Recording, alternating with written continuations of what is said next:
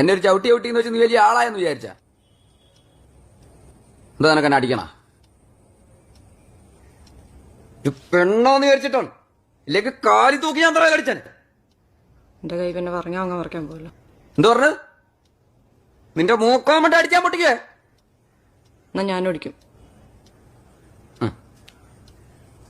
നാന്ന് കാണണല്ലോ, നീ ഇവിടെ കിടന്ന് ഉരുളുവേ. ആരാ ഉരുളുന്നേന്ന് കാണാം. ഈ രാജേഷിനെ അടിക്കാനുള്ള ആരോഗ്യം നിനക്കൊണ്ടാ? നാന്ന് കാണണല്ലോ, അടിയടി തന്നെ. എന്നെ അടി. എന്നടി?